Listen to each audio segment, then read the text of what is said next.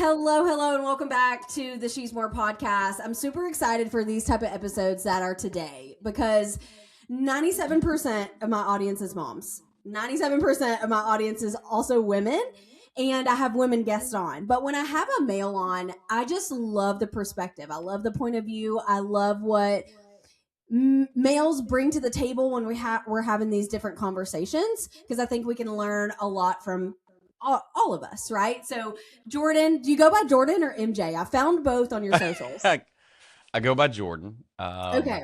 But my first name Welcome, is Mike. Jordan Sellers. Tell us who you are. Like, but not titles, not any of that stuff. Just tell me who Jordan is. Oh, nice. Well, first of all, just thank you so much for your time and for having me. It's definitely an honor. And so, who am I? Well, I am 39. I am a dad of three amazing kiddos, and I think I have a little bit of perspective. I'm a girl dad, so I have two girls, and I have learned how different every time I think I've got the world figured out. You know what I mean? Like I am a genius. My 7-year old reminds me that nah, it's her world. I'm just living in it. Okay, it's very. Mm. And so I love my kiddos. I'm a active member of my church. I've been a musician for over 20 years, and so kind of random. I've been a drummer for a really long time, but a lot of people don't even know that because I started in the non-YouTube TikTok era. And Hey, fun fact. I love that. right, see that, and so most people don't know that. And I have a background in sales and marketing. My bread and butter, I think, is nonprofit and mission-driven organizations and growth campaigns. And so I guess what I do for a living is I'm a growth consultant. I like to use the new term for 2026. I call it a revenue architect. We're gonna get into that. We're going to get into that. And so that's a pivot that I made where I'm like, well, hold on. I have such a holistic approach to helping people from stranger, from trying to get a stranger to a paying customer, but as well as understanding your mission and your vision and how you can actually market and sell while staying aligned to that without feeling icky. And it's just, that's my favorite thing to do. And I don't know, my ADHD is just kind of crazy. So everything I touch, I like to get good at. So I have like 5 cameras. I've been in cinematography for like 15 years. And so here you go. Here's the little bow on it. There's a little bow on Here's it. the bow. The bow is I love people obsessively. I love making people full of life and happy and being encouraging. And my dream job would be be like a Tony Robbins or a John Maxwell, someone on the stage motivating people to live the life and have the impact that they have. But the avenue I choose now, just my career, is helping them reach those people through their marketing and their messaging. So there you go. That's where I'm at right now in life. There it is. Yeah, it's a little different approach in the beginning instead of like we'll get to titles later, right? Like I want to Mhm. know who you are, and I want those little bitty tidbits, like the drummer thing, of like things that your audience, because I mean, hopefully you'll share this on your platforms, right? Like those little things that we can get to know you a little better that no one knows about, right? I And love that. it's funny you say that you're about your ADHD. So I know we have mutual friends in the Curtises. Joshua Curtis is a mutual friend, and y'all do like a power hour. Y'all meet once a week and talk business and all that. Melissa, his wife, and I do the same thing. And it was That's just this awesome. morning. It's Thursday mornings at 9 a.m. And we were Yeah, me. just talking about how, as a creative brain, like we label it as ADD, ADHD, whatever, but like we're such in a creative space. It's a double-edged sword, right? Like where it's the toxic trait and then it's like what you thrive in. But where I find myself is like I have multiple businesses in the Southeast Texas area, but every day I'm coming up with something else. Every day I want Yeah. to help some a mom friend that has a side hustle, an entrepreneur, and I'm like, I want to dip into that. And I'm like, Whitney, you have to have some kind of chill, or what's laying out in front of you is not going to grow. You know what I mean? If It's I'm true. casting the wide to casting the net way too wide instead of like deep focus on the things that are right in front of me. It's hard though. It's hard as a creative. And I know you started your journey at 14. Yep. Are you, I mean, clearly you're probably a little different, but are there things 14-year-old Jordan thought about success that's different than 39-year-old Jordan? Oh, snap. We're going deep. We are deep. Okay, so there's one that is the same. It's I always wanted to be a father more than anything. And so for me, success was like I had a great dad and who loved me so much. And so for me, I had connected like success in faith and a family. And so there's still a lot of alignment there. Some parts of that story didn't pan out how I hoped they had would. Yeah, I hope that they would. I think that's life sometimes. Life is full of people and people are imperfect. I'm not perfect, right? But from a money perspective, what changed was it's like as you evolve, going through a lawsuit and losing almost everything will definitely change your perspective on this. Money may be a catalyst for growth and impact, but it's not how I grade success anymore. That's the difference. It's like I was like when I was younger, I thought, the more wealth that you obtain, the more successful you are.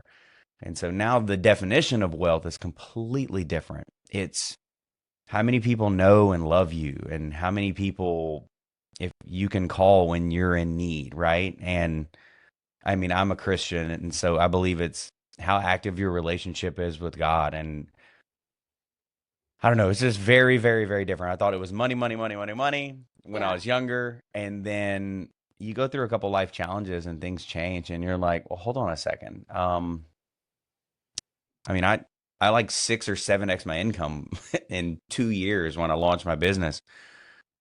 I was not more happy. I wasn't 6 to 7 times more happy. I just spent 6 to 7 times more money, and honestly, still felt kind of empty in a lot of places. Mm. And so that would definitely be the one that stayed the same was being a dad, no matter what. The one that changed was money. Huge. It does not. I don't know if anybody's out there listening and they're like, man, when I get to 200K, then I'll be happy. I think you need to ask yourself why you're not happy now, right? That's good. And I wish I'd done that in 2022 before I made a crap ton of money, and then it Yeah. was sued away from me. So it's like, Yeah. I wish I'd done the soul searching, but you know what?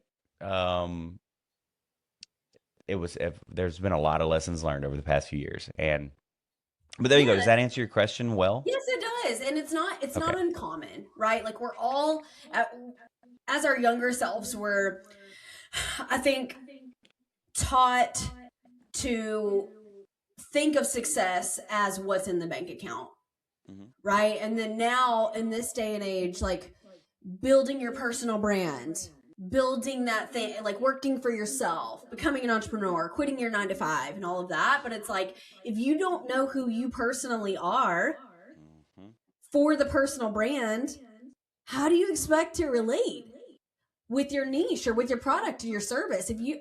That's not a personal brand. You're just No, selling it's a not. thing. No, yeah, You know? you've productized yourself, Mm-hmm. which I've done. I've done Yeah. that, and There's seasons. Look, there there's are definite seasons. there's definitely seasons. I remember I thought I was hot stuff, and so I would be like, I called myself a consumer behavior expert. Like that's how I would, which I am, by the way, but I only came up with that title when I would walk into a C-suite, and I was like, I was trying to think of the cool way to say it, and there was such a lack of internal belief and value that I'd be like, "Oh, I'm a consumer behavior expert," and which is so against my methodology of using more simplistic words to explain what you do. Yeah. You're going to learn if you ever go into a C-suite. Most people are so stressed out and so overwhelmed. you have to communicate like they're a fifth grader for them to actually absorb it because we're so distracted. And so yeah, that's a great example. I was like, oh, I'm a consumer behavior expert, consumer behavior. And somebody's like, one day is like, what is that? I was like, well, give me a couple paragraphs so I can explain it. And I go, wait a second, I Yeah. just told him to stop using paragraphs. He literally paid me money to not use paragraphs. And I said, I need a few. And I was like, okay, yeah, lesson learned. And it's purely because of lack of internal belief. Yeah. I was like, no, I understand people really well because I love to interact and love on and care for people from kids to 95-year-old. I love relating to them so much. I just learned that what makes people tick is the same thing that makes them buy. And Yeah. so I, I got really good at it. And Yeah. somebody's like, oh, that's great. Send me an invoice. I'm like, oh, okay. Why didn't I just say that the first time? So So what there what you were go. you selling at 14? Oh gosh, everything. Okay. So part of it not exactly legal, but I took custom CD orders back then. Remember Love. the Napster days? That's a scrappy thing then. Oh, dude, I was making like $400 and $500 a month. Everybody in the school knew who I Wow. was. Oh yeah, my dad bought me the label maker and everything. He thought I was a little So there entrepreneur. was you just went around the Sharpie. Oh yeah, I had little order forms, so you could like put, and then That's I big got time. efficient. Once I knew what the hit songs were, I'd be like, here's the mixtape with the best 16 songs or whatever you could fit, and then I was like, all right, so how can we get more efficient? So I would burn multiple of the same disc. That's when I started making real money, and so, but then I had a great lesson learned. Good teachers will change your life. Okay. So when I was, I think, 14 or 15, I was in a sales competition for Future Business Leaders of America. And I was in this sales competition and they said, whoever sells the most Yankee candles or whatever, these things were like $17 back then, which is like 42 now. And whoever sells the most gets like a $50 gift card and their hotel and stuff paid for when we go to state. And I was like, heck yeah. We didn't really have a lot of money. And so I said, okay, well, I'm going to be number one. And she kept saying, like on this graph, it's so close. You better stay ahead. So close. You better stay ahead. And I would go knock on every single door. I mean, my dad, I was like, all right, dad, get up, go. We got to go. We got to hit every house. I was like, I'm not losing this. And so I sold like 75 or 77 candles, and second place sold like 20. So she was like, okay, well, I kind of was fibbing a little bit. I didn't know that you would Yeah. take it to the extreme. And so I was like, well, I didn't know I was going to nearly 4x second place. I would have given up sooner. But that shows you how our minds work. Um, Well, and you I need think to, that was her point too. Is like if oh, very much she so. knew you and she knew you would stop, 30 days ago because the second place was so far behind. That's I the know. lesson too. I know. And I wish I could be better for myself to engineer that. That's something I'm working on this year is figuring out how I can engineer this same. I mean, we can call it ADHD or VAST or whatever. Like I'm listening to a great book about it that just learn what makes you thrive and Mhm. self-imposed. If you can like hack your own brain and um, self-imposed deadlines and goals that actually make your brain fire, that really excite you. Doesn't matter if because you said most of your audience is women, right? 97% women. Well, guess what? There's a lot of women out there that we joke have the tism that are like, I can't turn it off. I see this, I hear Yeah. this, I want to do this, I believe in this, I can't, and people are telling them to calm down when I think God told them to turn up. So, Yeah. and anyway, that's one thing that example, you said, what was I selling at 14? The rabbit trail goes. You can rope me in at any time. No, That's what it's I was hey, selling. this is Custom exactly CDs why and this is exactly candles. why I love podcasting is like the conversation can go anywhere. Where I have some notes and I have some questions, but like I told you when booking you, there's no rhyme or reason. Like Yeah, organic is like the name of my game. So go for it. I love it. I have notes from your email too. So don't worry. See, I did my homework. I did my due diligence There you go. for the Christian people. We call it honor. If you want a Hmm. good life lesson, when you honor and respect people's time and authority, it always, always, always comes back. Um, I see a lot of people that in their earlier stages of their career, especially in the creative space, they're like, oh, well, my time is valuable. And they get like a chip on their shoulder where they're like, Mhm. this is valuable and this is valuable. And I was like, you can be extremely humble and confident. You don't have to, everybody can feel that chip in your shoulder. If you walk into the right room, they're going to want you out of the room. And so walk in and say, hey, I'm valuable as a person, but maybe my time isn't as valuable as the people in this room. That's a good room to be in. People Yeah. early stages of their career. And so there you go. I was just like, I made sure I bust out and I was like, what am There I you going to go. get? I'm going through all her questions and I thought about it and like prayed about it a minute. And I was like, because that's very honoring to you. So, That's good. Yeah, that's good. Well, and you okay. So let's go to the revenue architect because I love that language. But what does that actually mean? okay. What I found was, you know how anytime you have a business idea and you're trying to do what you're trying to do, right? We live in a world right now where things are changing and adapting so quickly that by the time you figure out how to productize or like get your services lined out, I feel like something has shifted in that 4 to 6 month window that makes it feel 30% obsolete or 50% obsolete. It's like AI came out with this or AI came out with that. And AI is definitely shifting the copywriting and consulting world because a really high percentage of what I do, you could just go ask AI for, right? So I have to add the nuance and the personality to it that AI can't do. And so what I found was is I came up with that term because I was doing a consulting session with a company that they have three businesses in one, and there wasn't a really good synergy between them. And as the marketer, I really quickly said, "Hey, I think your social media needs some work. Your messaging feels there's some misalignment." But as we were talking, he was like, "Well, what about the synergy?" He said, "Even if I fix that, I'm very frustrated because the people I bring in both of these doors don't feed the other two doors."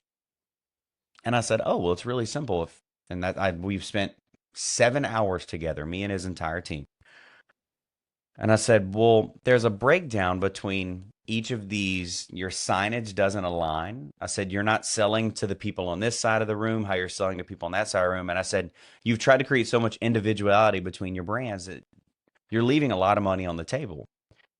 And so while I thought it was going to be a marketing conversation, I realized because I've been doing this for so long that creating a pipeline, not just to get people into a business, which I'm good at, but the pipeline for their experience and how they continue to spend money and how they Yeah. talk to other people and how they, making sure that they're leaving consistent reviews and multiple. So I'll try not to nerd out too much, but if your ROAS, if you're spending a lot of money to get if your CAC is really high and you're spending a lot of money to get someone in, your cost of acquisition is really high. Well, why would you not want someone to spend $70 while they're there instead of $40? Right. And so that's what we realized, that his per head was like $36, but we could get it to 70 if we just alter his signage and train his team differently. And I was sitting there going, well, wait a second.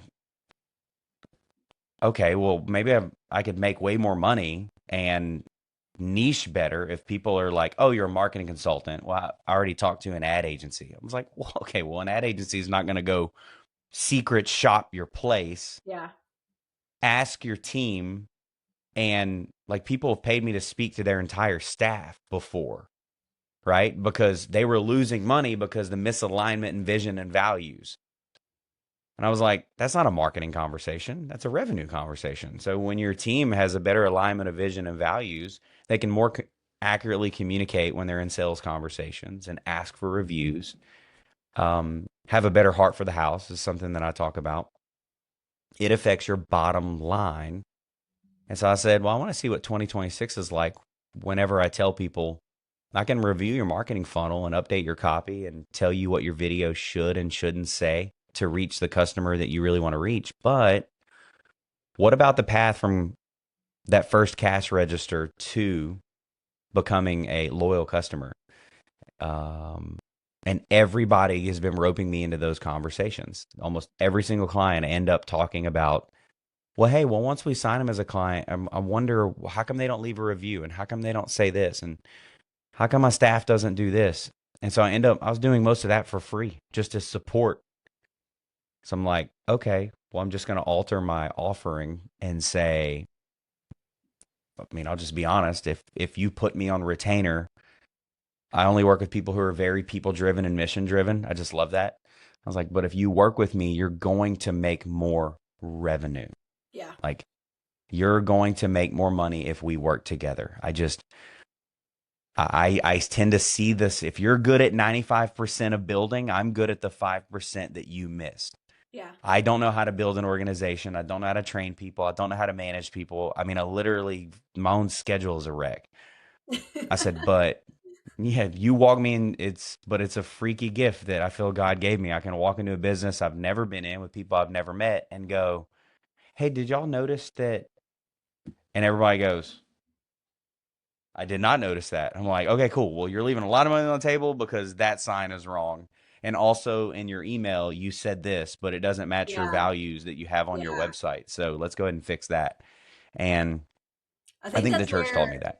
it causes a bunch of confusion too, and I think a lot of people listening are in the same boat where Mhm. they have they have the mission and the value, that they have the product and service and they have the heart behind that thing, but don't know how to talk about it or how to find the target purchaser of the product or service. I This know. is like my number one thing. I'm like, do you know who you're talking to? But you just don't know what you don't know, right? So what do you feel like some of the biggest mistakes businesses or even down to side hustles are making with their messaging?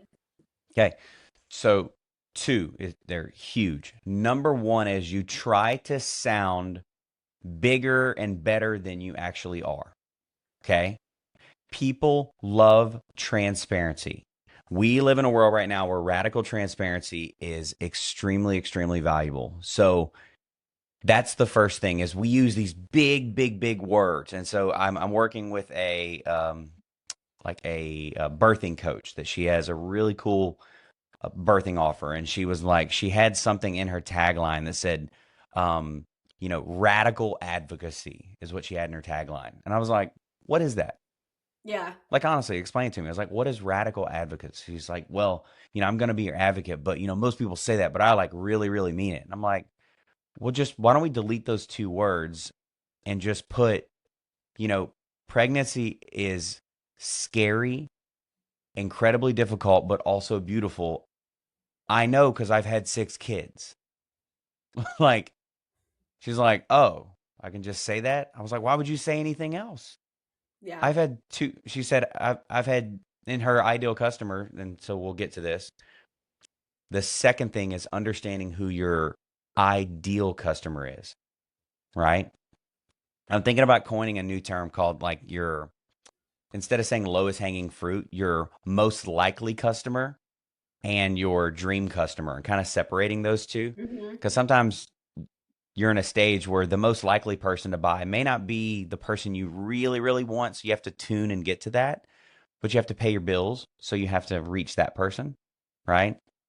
So number one is don't use big fancy words. If you are, let's say there's someone watching and I don't know, the side hustles that a lot of women are undertaking now. Photography is huge. Photography is a great way to make a side income for your family. Or like design, they'll do like custom clothing, things like that. And people will be like, I've been doing this for 25 years. And they'll talk and talk and talk about all the things that they can do instead of just saying, hey, are you looking for an outfit that has a story behind it? Right? Done. There you go. Are you looking for an outfit that has a story behind it? I'd love to make something for you. And people are like, yeah, but how is that going to make them trust me? And then you have to go, oh, well, that's why you have your reviews further down Yeah. on the website. Yeah. So, number one, stop using big fancy words. Keep it simple. Number two, understand your actual ideal customer. This is huge. And so, Huge. the riches are in the niches, right? And so when you understand your ideal customer, I wrote my ebook, or it's on my website. It's called Message to Money.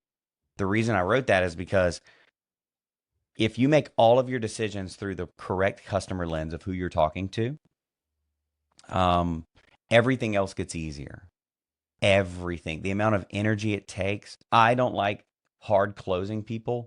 Sales comes really natural to me, but I've done it for a long time. I prefer when someone is ready to buy Yeah. because what they've read, they are already believe in me. They're already excited to buy from me. And that's only because I know the words that they need to read before they ever get on the phone. And so messaging is huge, but you can't tune your messaging until you know who the heck you're talking to. So is it okay if I should like show you a really, really powerful example of that? Sure. Okay. So I'm not going to use her name, but I work with this. She's a health and fitness coach, and she has a really, really successful business. And I went and redid all of her copy, all of her taglines, all of her. I rewrote all of her emails and her automation sequences and everything. And she's up like 70% over 2 years. She's killing it.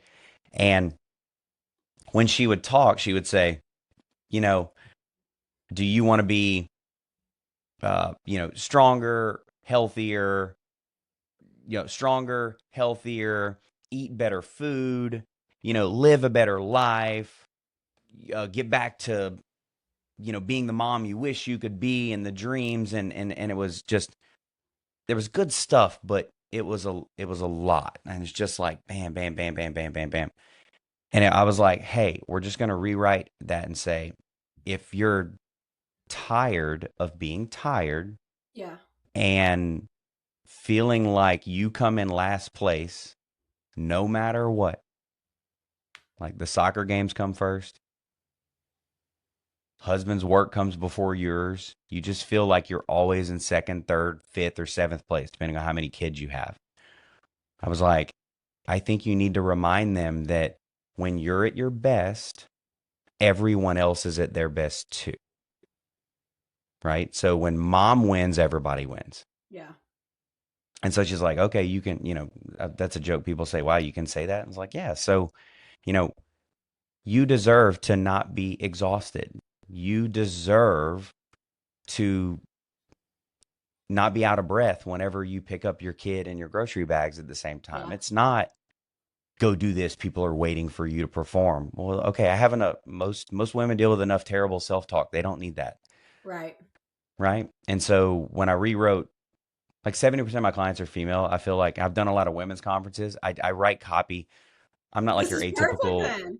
Yeah, I'm not like your atypical pseudo. I don't Yeah. know. I don't like work on cars and stuff and chop wood. Okay. Yeah. I'm not. I'm a dude, but I'm not. I mean, I love football, but Yeah. I cry during commercials. Okay. Okay. So that was a great example. We tuned her copy because I was like, look, your ideal customer isn't just a mom. It's a 26 to 35-year-old mom that feels like she's got nothing left in the tank after everybody else is taken care of. And she's like, well, what about pricing? I said, well, let's be honest. I said, you know, if she's single, she makes between $40,000 and $70,000 a year. If she's a school teacher or has a side hustle, that's just the standard income. I said, I think they can afford this if they believe in it. And I said, or if her husband lets her buy it, he makes, 130 to 200 because he works at a plant. Well, you have to write all that stuff down, and then every decision she makes in her emails and her copy, and when she Right. goes to record a video, she can say, there's no doubt. It's like, I wonder if I can say this. I wonder. No, there's no doubt. She literally goes to record a video and she can be like, hey, I know you're tired, right? Because it's Thursday and you've had 3 soccer games already. Yeah. So anyway, let's talk. She has zero doubt that she can start a video with that because she already knows for a fact there's zero. I know exactly who I'm talking to. It's a roughly 30-year-old to 35-year-old mom that is freaking tired. Yeah. And Well, I heard this. I heard this the other day, and I was like, "Oh, I'm gonna take that. I'm gonna steal that." Is that if you're not making the consumer, because we're all looking or searching or whatever on social, or chat, or like by word of mouth or whatever, and if this person that's looking at your thing doesn't feel like they're spying on you and looking around in the back seat of like, oh my gosh, is she watching me, or like, is she in yes, my head, or like that type of stuff, you're not going far enough. no, You're not going far enough when it comes to messaging. because I should feel like, oh my gosh, like she is Yeah. in the passenger seat with me and she is me. Dude, that's so good. It's so So, good. And I was like, I am like, taking that. I don't know when I'm going to talk about it, but this is the perfect timing. Is like, if I don't feel like you are like watching me mhm. and in my brain, then the messaging is not tight enough to your ideal customer. You know what I A mean? So, you know, 100%. so if somebody's messaging feels messy or like, you know, that they're just like, I don't know what to say, where should they even start? What is number one?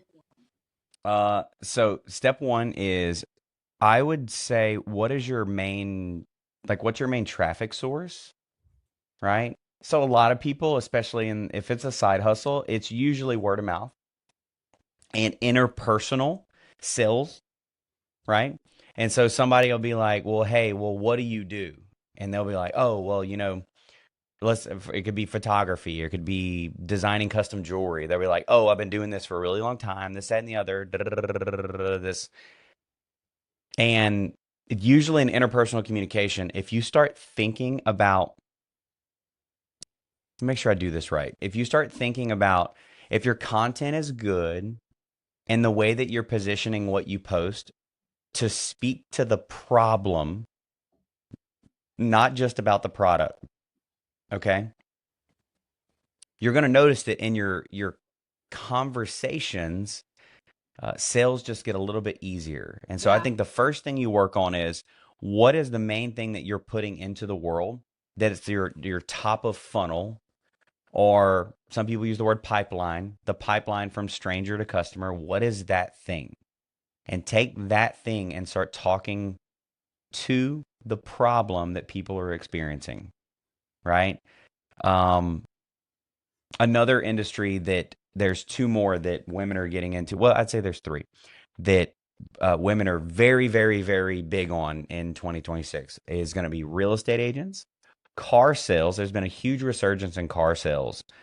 Just a really good industry to jump into and be like, oh, if I'm active, like a woman can get on social media and have a good social media presence and start outselling, real deal, like a 15-year car sales vet because they have a better social media presence. I think that's a huge hack. You're Yeah. like, and somebody's like, you just sell cars because you're cute. And you're like, yeah, I do. Shut up. Like, it's like, I'm better I'm looking not than you. sorry. Just own it. Right. I Yeah. would if I could. Um, and so, that would be step one, is figure out what's that main thing that the world sees. The other thing is, if you have a website, you want to make sure that the first fold of your website, and fold is that first thing, they just call it a fold in design world. It's what covers a screen. It's just called a fold, right? So it's like a book where they have to turn the page. So they just call it a fold. Make sure that that is crystal clear. I want y'all to remember this. It's in my ebook. It's called The Grunt Test. I stole it from Donald Miller. He's a very successful marketing coach Obsessed. and author. Yep. And the Grunt Test is in 5 to 7 seconds. Can someone clearly explain who you are, what you do, and whether it benefits them or not? Right? They need to be able to understand that.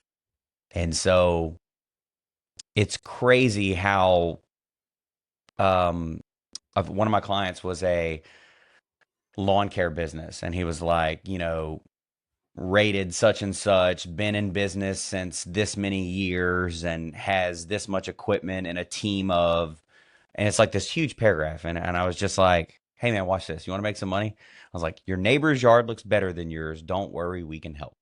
Serving.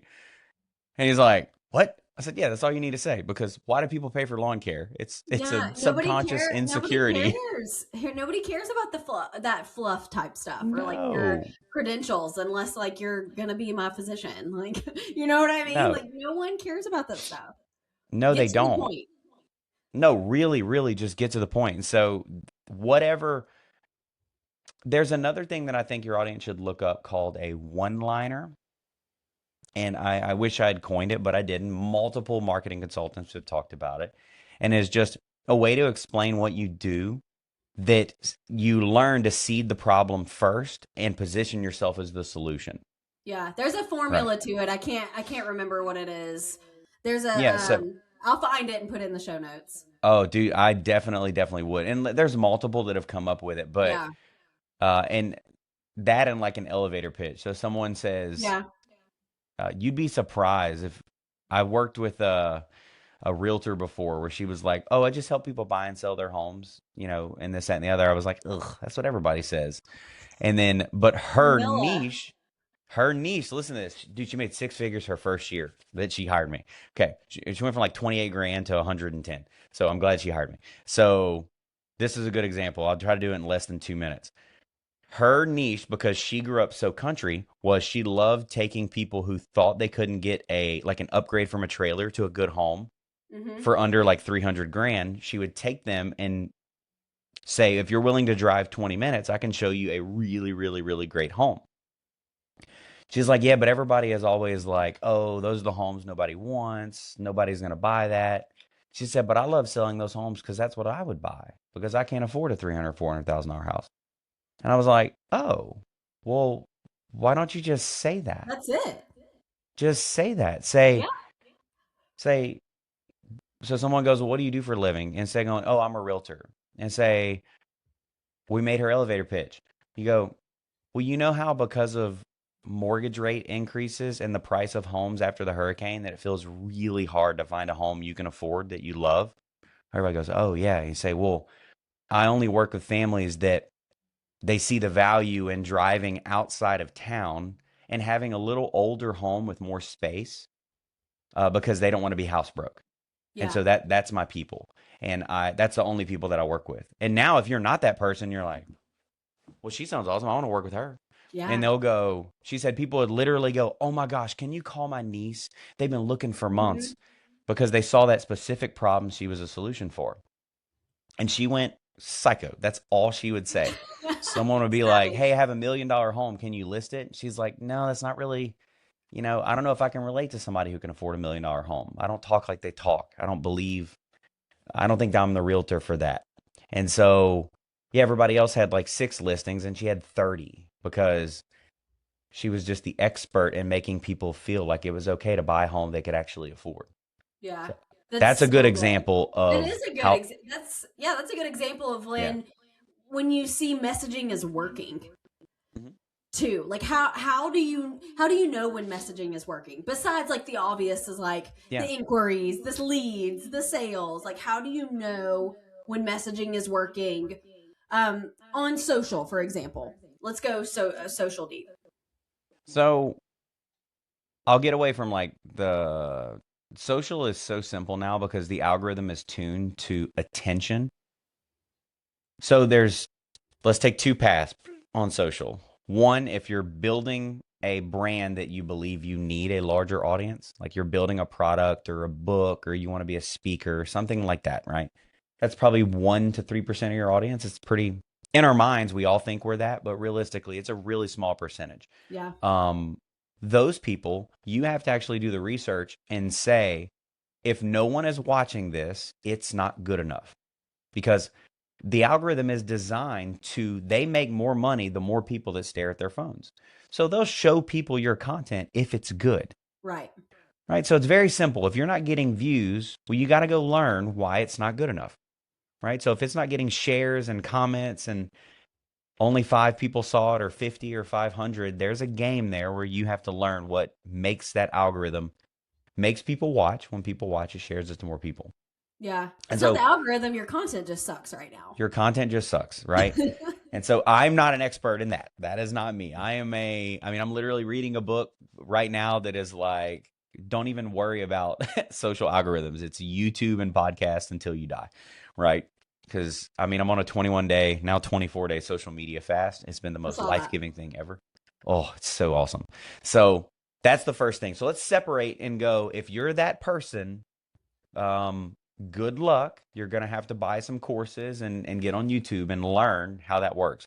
For everyone else, and I think this is 95% of your people, is I think your social or your outreach or whatever you're doing for traffic is good if the interactions feel like your people are reaching out. Yeah. Yeah. It's your I was people. hoping we were going there. Like, I just know, I can tell within the first like 30 seconds of being on the phone with somebody that I'm like, this isn't my, well, just I've already talked to a Mine is if it's a really, really atypical person where they're like, we're very data driven and this, that, and the other, and we've already got quotes from 3 other people and this. I'm like, it's okay, bud. I don't think we're going to work together. When someone calls me and they're like, Jordan, I have a lot of dreams, a lot of things going on. I'm making money. I'm losing money. I'm not sure. I just need help. It's all on fire. Do you have a fire extinguisher? I'm like, oh, of course. Sounds great. Let's go. Yes, I am the extinguisher. I'll be there I'm in the 30 extinguisher. minutes. Like I know, and even my video clients, I have a rule. If they say I know what I want, except for one attorney, because I love them, but I don't want to lie. I have one attorney that they go, this is what we want, and it's pretty when you do it. And I'm like, I'm breaking my rule for y'all. Everyone else, if they say, I know what that, hey, we already know what we want, we just need you to film it. I'm like, I'm not your person. Like people come and they say, hey, we know we need a video for this campaign, but we want you to script it, design it, and teach us how to talk on camera. Because I cost like 3 times what most cinematographers cost because I'm a consultant who learned how to work a camera. So Yeah. I'm pretty niched up. So that is your thing. Remember that. Whoop, is if that conversation, okay, we're talking to women. I know y'all know. When that message goes, girl, da, da, da, da, da. Girl, sis. I've been meaning to message you. I'm finally messaging. What does it cost? Right? Yeah. And you don't have, I'm telling you, you shouldn't have to sell very hard. You should instantly respond with like, what I would say is conversations feel like you're talking to your person. It feels like your person. And if sales feel like this icky, I've got to drag them to give me their money. I've got to convince them to give me their money. I think your messaging is off. Yeah. It You're not just, attracting the right people. no, you're not. You And know? people, that would be my big thing is, sales should feel more seamless and more smooth if your messaging is really, really solid, in my Yeah. opinion. We're on the same wavelength. What's one thing you think? I love talking about this. I love talking about revenue, bottom line, how are we getting there, Yeah. goal, like all of that. What's one overlooked revenue opportunity you think businesses are ignoring or just don't know?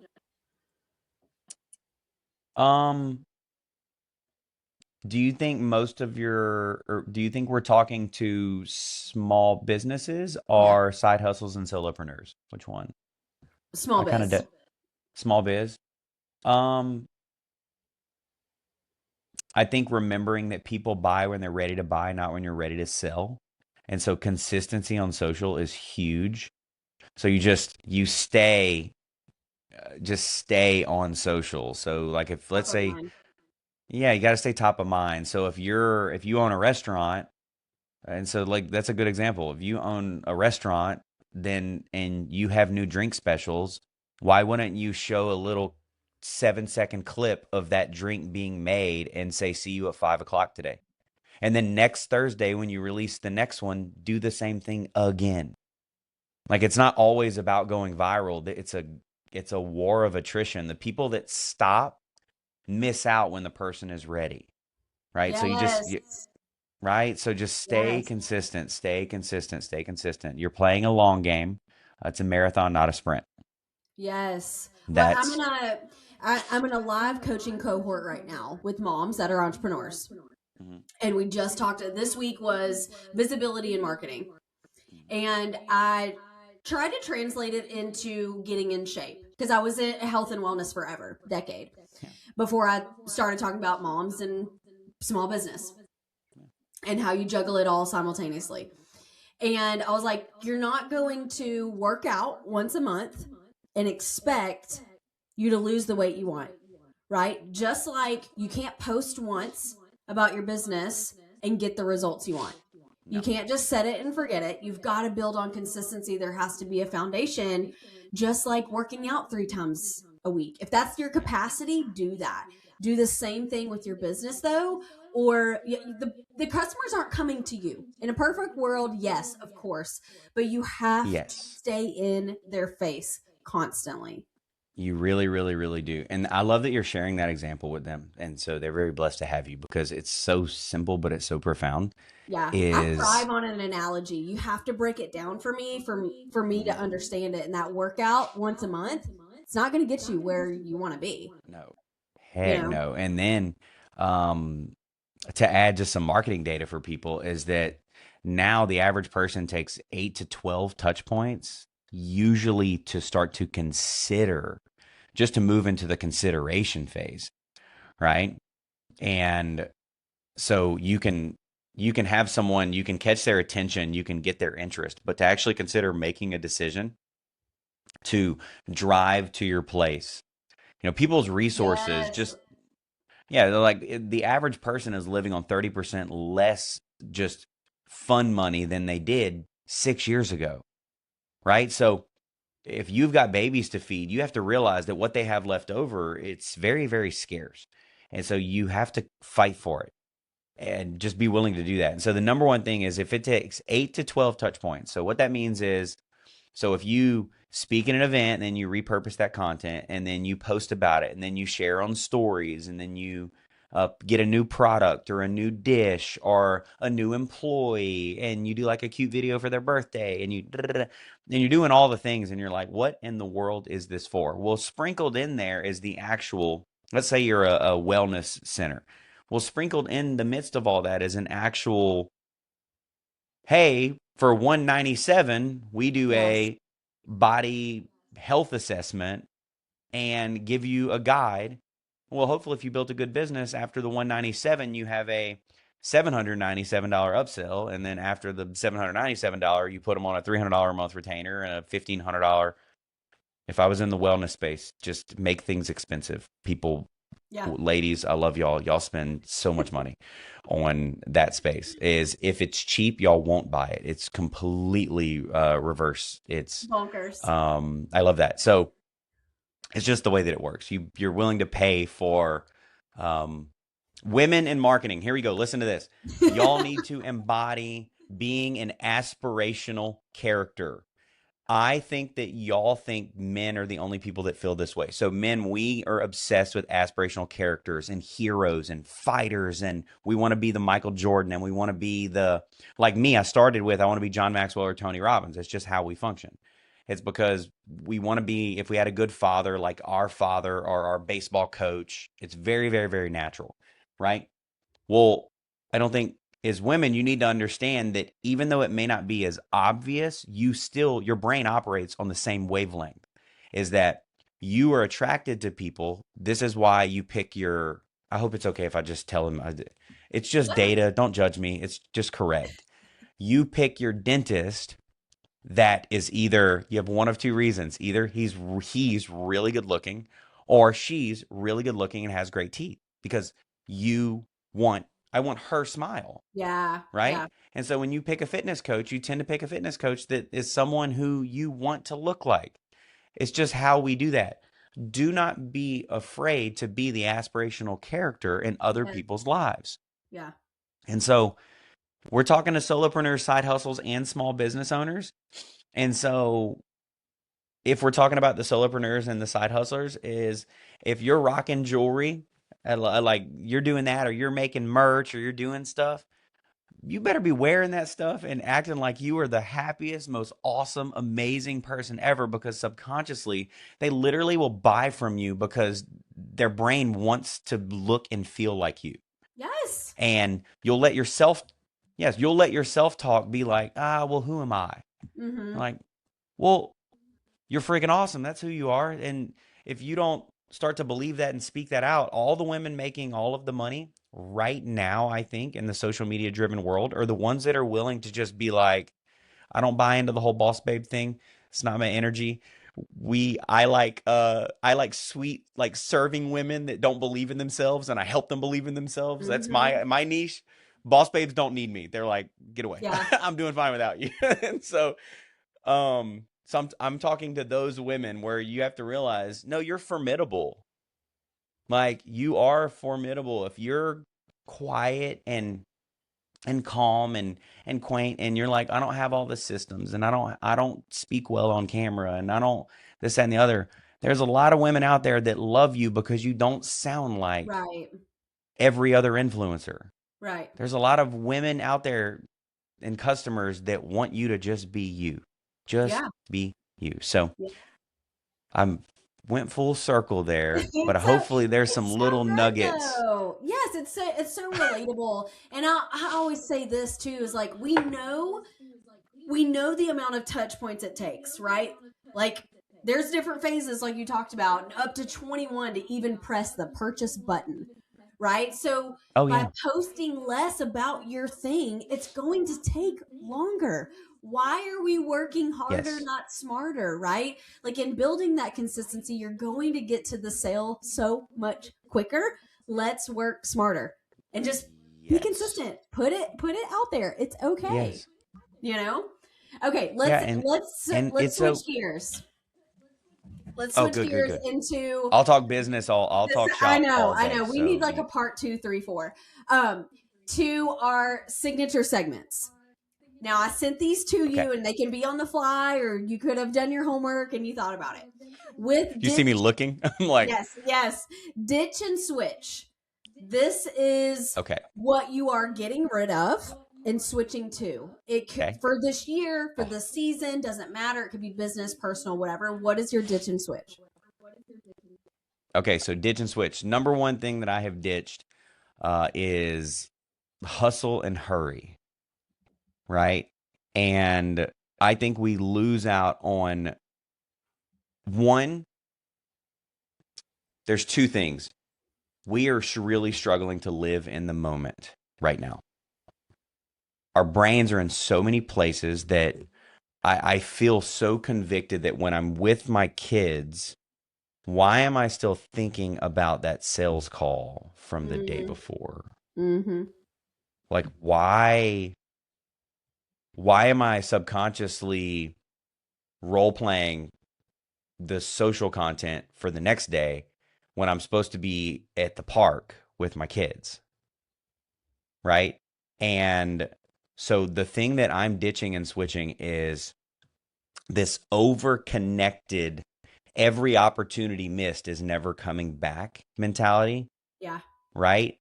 And I'm just really, really buying into, I would rather have 5 to 10 very, very well paying aligned customers than trying to have 50 that are kind of, Chasing. I don't know.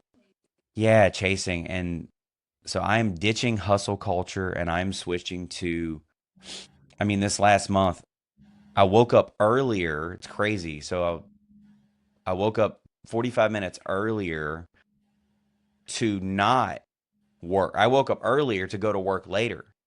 So I literally would wake up, read my Bible, Yep. and read my Bible, meditate, and pray, and then call my pastor and friends to discuss what I was learning from like 5:30 until 7:15 in the morning before I would go to the gym. And then I felt rushed, so I pushed my gym back to 7:45. And then I didn't feel hell. I still was like, you know what? I want to cook breakfast and eat breakfast. And so I really want to work from, not everybody can do this. I'm at a Yeah. different stage of life. Um, so do this within the margins that you have. And so I could not do this every day, but I was like, I want to move my meetings from 10 to 3 This is and so that I so can close my day wild. out. This is so wild you're saying this. I'm sorry. I had to interrupt. No, go ahead. So a couple weeks ago, this is so wild. Um, I turned social off for the weekend. Saturday, Sunday, no social whatsoever. If anything needed to be pushed out for my business, I was scheduling it the week before, right? So I didn't have to touch it. If something's on fire, somebody will call me, right? But I also turned social off and only to use it and work it from 10 to 3 p.m. So that's wild you said that timeline because I was like, Dude, that's my timeline. yeah, 10 to it's 3. really And healthy.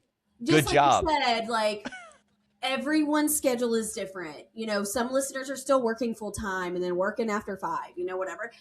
Consider your circumstance and your situation because Whitney's version and Jordan's version is not going to be everyone's version. So, okay, I had to time out. Go No, that's cool. And well, I will say this so that your audience can understand it, and don't believe. I mean, I know what it. Trust me, I've done the wake up at 3:30 to go have the we're building a business, writing the investment plan, and then working on that business from 4:30 a.m. to 7:30 a.m. so I could be at my day job at 8:15, that I stayed after rehearsal on drums till 6:30, and then went and worked on my business after that till like 10 p.m. at night, and then woke up at 3:30 the next morning. Like, Yeah. I went from making 39 grand. I literally, I was a crazy person in 2022. I made more money than I knew what to do with, but it was I'm not saying, I was at my office till 2 in the morning, and I would just I would sleep on my couch at my office because I had a meeting at 7:30 the next morning. And so there are seasons that are like that. Just, I thought that if you weren't doing that, you're a loser. That is not true. It's not true. It is not true at all. True. Yeah. Yeah. I'm just going to learn how to make the money I made in 2022 on working. It's okay to admit what you're working on. So I know that 20 hours of really, really deep work is most people's 40 to 50 for me.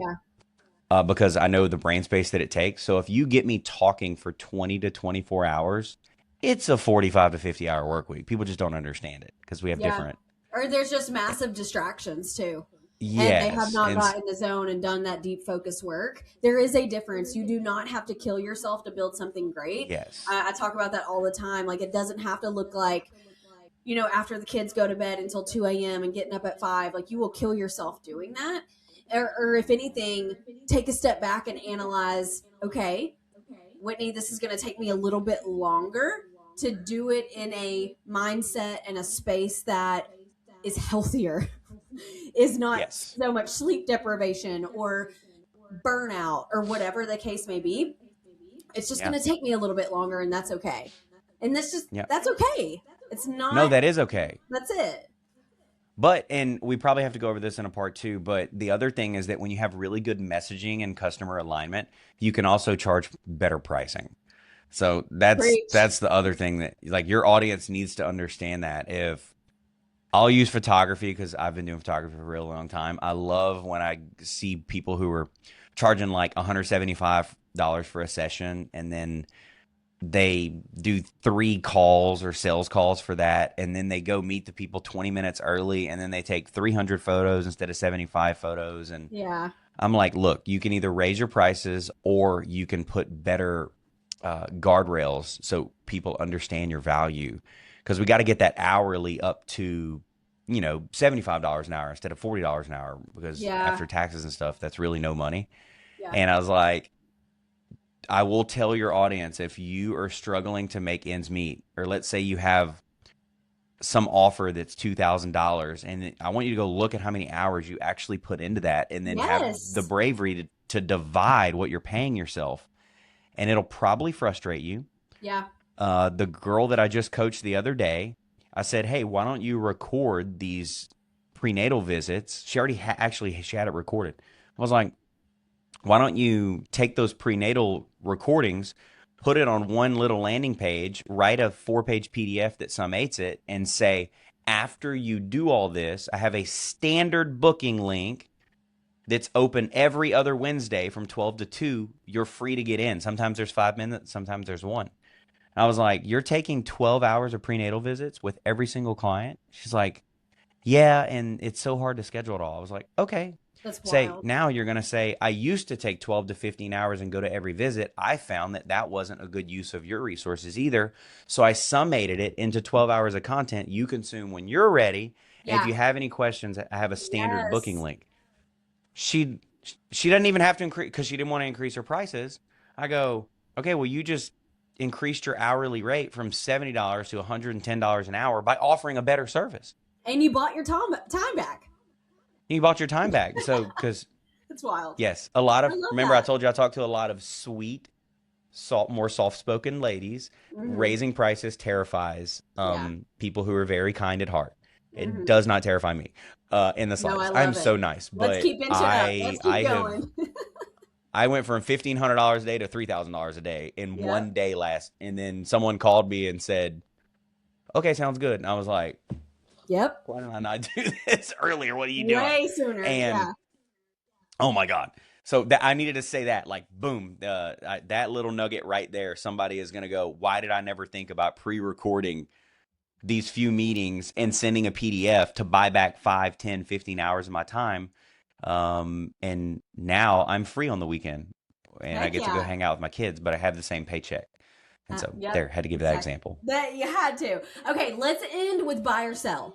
Like I'm loving this segment because me and my husband listen to a golf podcast out of all things. We think it's hilarious. We watch it together and they have a buy or sell segment and I'm like, I am stealing that because I love it so much. Theirs is like more of like That's so good. I'm buying this football player or coach and No. selling so and so to the Bronco. I don't know, whatever. Oh, I know Um, exactly what you're you talking know, about. I love it. I love it. you know what I mean? So I I have have a watched that. It's a great segment. yes, and so I've adopted this because I'm like, this is so good. I want to know what people are buying and selling. Um, and this could again be business, personal, all of that. Are you buying Yes. or are you selling? Okay, so buying is easy. There's a book that every single person in your audience needs to go purchase. It's by John Mark Comer. It's called The Ruthless Elimination of Hurry. Okay. Okay. It is very, very, very convicting. I'm letting you know now. He's a pastor who at 31 was like a pastor of this booming megachurch and had this wild midlife crisis breakdown. Because he realized, I mean, he's like, you're so inundated with every text, every email, every phone call, every this, every that, every message. And he's just, so he went and he did tons of research of exactly how much the world has changed in the past 100 years. Um, and so the average person touches their smartphone 2,200 to 2,700 times. We consume 107 days of entertainment every single year. Uh, we could read over 400 books a year and it would still not match our screen time, Oh my. just on the average person's reading capability.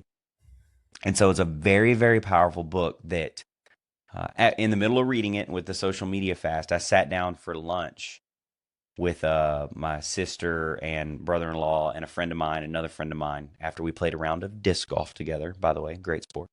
Um, and I was on this big kick and I had been 2 weeks into my fast and I put my phone in the middle of the table. I didn't touch it for an hour and a half. And I noticed that every single person at the table, even though we're talking, Pokemon Go, Facebook, Instagram, took a picture of the food, picture of the kids, picture of themselves, posted the story. And I'm just sitting there going, what are we doing? Mm-hmm.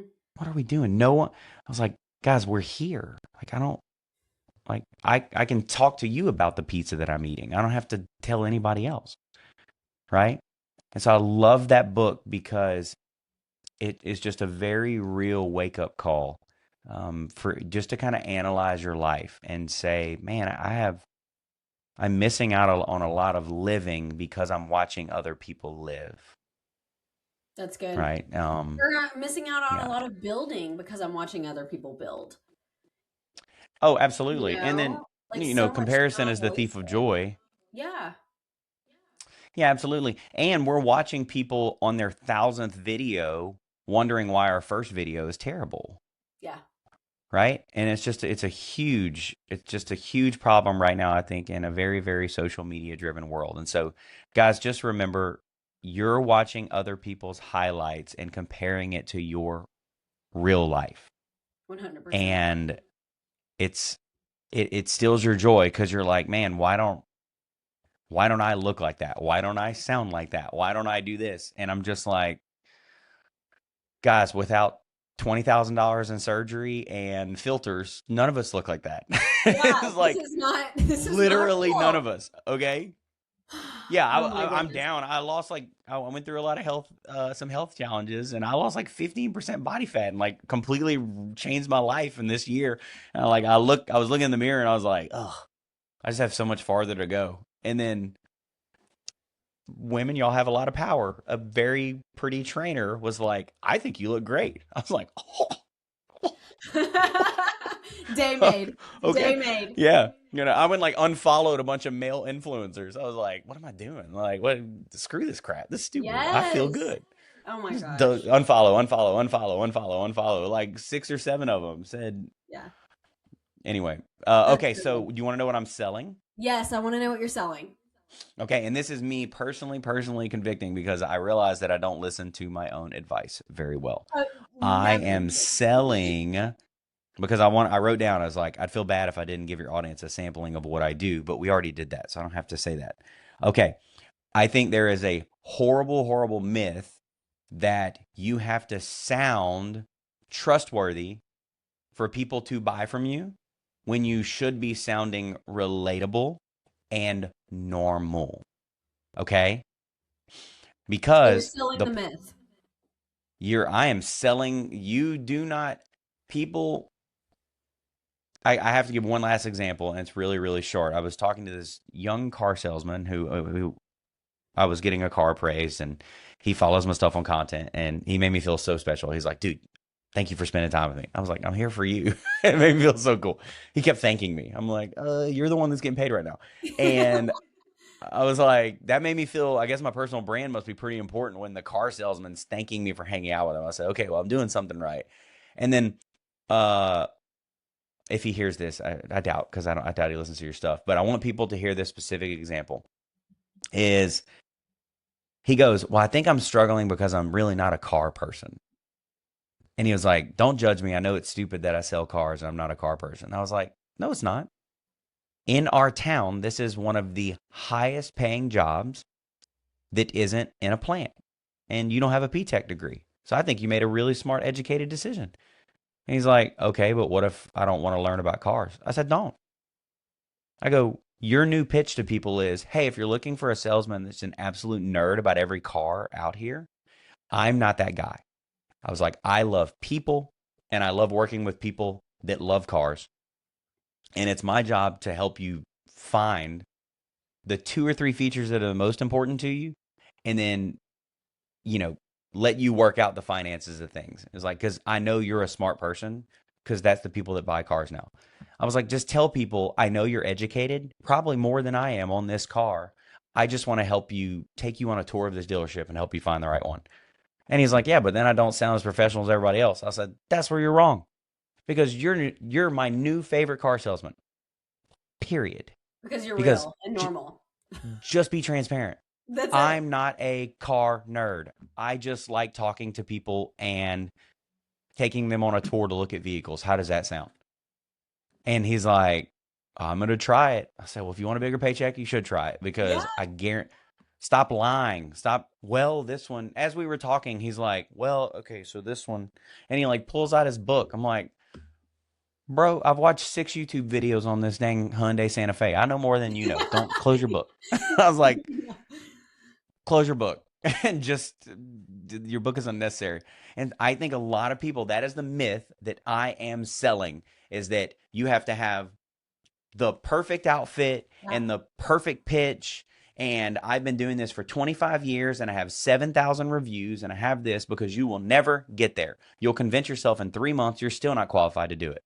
So say, hey, I'm going to do the best that I'm going to do, because I want to provide you a great service. And if we're a good fit for each other, you're going to want to pay me for it, and you're going to leave me a 5-star Google review. If not, I'll give you your money back. That's literally my pitch now. Yeah. And so I'm selling, stop acting bigger and badder and more trustworthy and more, well, be trustworthy, but the facade of trustworthiness. Yeah. Ugh, That's so just good. be yourself. Be yourself. Be authentic. Like that's a good cherry on top. It's like just do it. Just be yourself. Thank you so much, Jordan, for coming on. This was so fun and so easy. I mean, we're over an hour. I'm like, oh my gosh, we're over an hour. Yeah.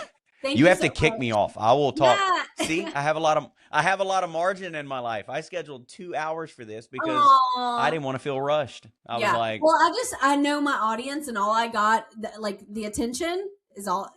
I know is in the yes, they're either commuting or they're That's doing the it. dishes or whatever, or they're walking. An hour is what I got. Okay, thank you so much for coming on. I'll put where to find you, all that good stuff in the show notes. Yep. And just thank you so And much. then, well, you're so welcome. Make sure I have shameless plug. If you go to my website, jsellers.co, I know you'll put it, the Message to Money Playbook. It is right there. It's completely free. It's like 67 pages. And the amount of aha moments when you realize how to speak to the problem instead of about your product. If you just make this core shift, and I teach you in that book how to get to the subconscious. So there's physical, emotional, and subconscious. And you'll realize you can like role play how to have better sales calls from what's in that book. You can rewrite your homepage copy. You can change your Instagram and Facebook bios. And it has what you shouldn't do and what you should do. And it even has what you should put in AI and ChatGPT to do it for you. That's And good. so it Thank you for is, I think that. your audience would find it incredibly valuable. And then I don't even see, I'm on a whole new wavelength. I don't even try to sell you anything afterwards. There's like 14 emails that just send you more value because that's what my Love coach it. said to do. And he's Yes, that's like, what we if should be they don't love doing. you, he's like, if they don't love you, they're not going to call you anyway. So just Yep. like keep throwing Keep value going. at them. So you're going to get 14 more emails that tell you, listen to this podcast episode. It's boring. It's good. It's this, it's that. So I would love to provide value to your audience as a thank you for you having me on your show. Oh, thanks. I love it. Okay. Thank you so much, Jordan. Bye, Whitney. Have a great day.